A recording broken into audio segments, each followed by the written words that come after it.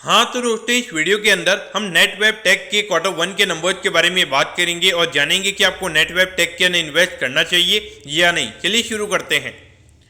तो देखिए यहाँ पर अगर हम सबसे पहले अगर हम रेवेन्यू की अगर हम बात करेंगे तो देखिए यहाँ पे पहले थोड़ी सी हमारे से गलती हो गई है। यहाँ पे क्वार्टरली बेसिस लिखा हुआ है, ये ईयर ऑन ईयर बेसिस का नंबर है। जहाँ per year on year basis लिखा हुआ है ये हमें क्वार्टरली बेसिस का नंबर यहाँ पे ये हमें नजर आता है। अगर हम रेवेन्यू की अगर हम बात करेंगे तो 13% से यहाँ पे ईयर ऑन ईयर बेसिस पे कंपनी का रेवेन्यू का नंबर गिरा है। और जो प्रॉफिटेबिलिटी की अगर हम बात करेंगे तो ये नंबर 9% से हमें ईयर ऑन ईयर बेसिस पे गिरता हुआ नजर आता है और ये नंबर आया है 5.1 करोड़ पे। और अगर हम यहाँ पे क्वार्टरली बेसिस पर अगर हम बात करेंगे तो यहाँ पे रेवेन्यू का नंबर हमें ऑलमोस्ट आधा होता हुआ नजर आया है। और अगर हम प्रॉफिटेबिलिटी की बात करेंगे तो ये भी ऑलमोस्ट हमें क्वार्टरली बेसिस पे प्रॉफिटेबिलिटी जो कंपनी की प्रॉफिटेबिलिटी है वो हमें आधी होती हुई नजर आई है और ये नंबर में 51% से गिरता हुआ नजर आया है और ये नंबर आया है 5.1 करोड़ पे।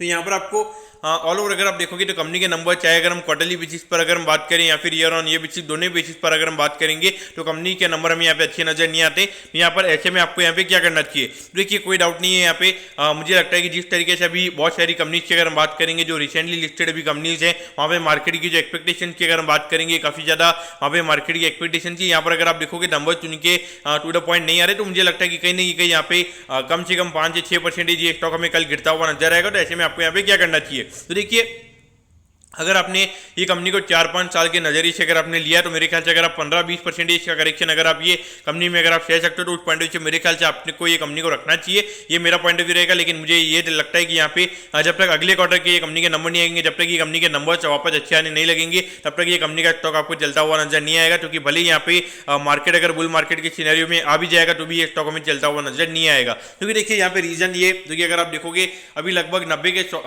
अराउंड 90 या 100 के पी रेशियो पे ये कंपनी हमें ट्रेड होती हुई नजर आ रही है। और वहां पर अगर आपकी प्रॉफिटेबिलिटी अगर वहां पे क्वार्टरली बेसिस पर अगर आधी हो जाएगी, अगर ईयरली बेसिस पर भी अगर 10% से आपका प्रॉफिट कम हो जाएगा तो वहां पे जब तक आपके नंबर जब तक अच्छे नहीं आएंगे तो मेरे ख्याल से मार्केट में वहां पे बाइंग नहीं आती है। तो पॉइंट ऑफ व्यू से देखा जाए तो अगर थोड़े टाइम तक ये स्टॉक हमें अंडर परफॉर्म करता हुआ नजर आ सकता है। लेकिन देखिए अभी जो गवर्नमेंट ने बाहर से लैपटॉप को इंपोर्ट करना जो बैन किया वो कहीं ना कहीं मेरे ख्याल से लॉन्ग टर्म में ये कंपनी के लिए बेनिफिट करेगा। और अभी इन्होंने आईपीओ से पैसा लिया है तो उसे ये डेट वगैरह ये कंपनी हमें क्लियर करती हुई नजर आएगी। तो अगर डेट वगैरह यहाँ पे कंपनी का क्लियर होगा तो वो भी कहीं ना कहीं प्रॉफिटेबिलिटी में हमें आने वाले टाइम पे ऐड करता हुआ नजर आएगा। और उसके अलावा यहाँ पे कंपनी कुछ प्रोडक्ट डेवलपमेंट भी करने वाली पैसे थे तो उससे अगर अच्छा आरओई अगर आने वाले टाइम पे निकल कर आएगा तो कहीं ना कहीं वहाँ पे बेनिफिट मिलेगा। तो अगर आपका लंबा नजरिया है तो मेरे ख्याल से होल्ड करके रखना चाहिए। लेकिन अगर आपका 5 से 6 महीने का अगर ही नजरिया था तो मेरे ख्याल से यहाँ पे कोई ज्यादा पैसे आपके नहीं बनेंगे। तो 5 से 6 महीने का नजरिया है तो मेरे ख्याल से बेचना चाहिए। और अगर आपका लंबा नजरिया है यानी कि 4-5 साल का अगर आपका नजरिया है तो मेरे ख्याल से अगर 10 से 15% अगर ये स्टॉक हमें गिरता हुआ नजर आता है तो कहीं ना कहीं यहाँ पर आपको ये स्टॉक को बाय करना